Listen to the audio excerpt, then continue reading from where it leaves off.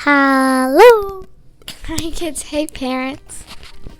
Hey kids, hey parents. Hope that you're having a good start to your week and that you're using this. I'm thankful that you're using this to talk about God's truth at home because we all want to be doing word work throughout the week.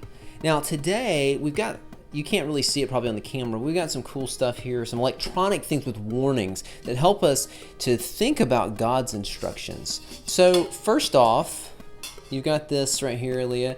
It's a pressure cooker, and it warns us that if you use this the wrong way, it could burn you with the food. It can do the bomb thing. It could turn into a bomb if you use it the wrong way. That's bad.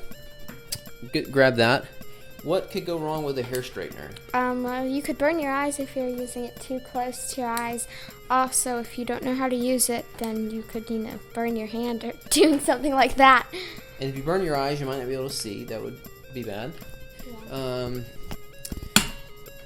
So, Aaliyah, what about the iron? Well, you could possibly burn yourself if you tried using it while you were wearing it, or if you put your fingers under it, and then you could burn yourself. And you could do steam, and if you got the steam on your skin, that would be bad. You guys have an aunt, we won't say which one because you have more than one, who tried to steam her clothes while she was wearing them. So that didn't work out well. I don't know what happened, but it was not good.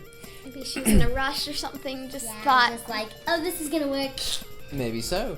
But see, the people after the flood, they ran into a similar situation. God told them to go spread out and to have children and to put his image in the earth, to go make more people who showed what he was like. But instead, the people all just clustered together in a city and built a tower so that they would have a name for themselves. They ignored God's instructions. They thought, we can figure out what will make us happy, and this will make us happy. Well, it was the same problem that got everyone in trouble before the flood, right? People were sinning and over, and they're having all this time to get together and plan sin. And so things just went poorly. And so God knew it was good for the people not to all cluster together, for them to spread out. And it was part of what he was doing in creation. But when you ignore God's instructions, what happens? You're disobeying him, so you're going to get consequences. Yeah, and it could be even worse than burning your eyes or things like that. We're talking forever consequences. And so when we don't listen to what God says and we go, no, I know what will make me happy. I know what will be good for us. We're saying we know better than God, which, well, that's really foolish. So see, what God says is not just true, but it's also good.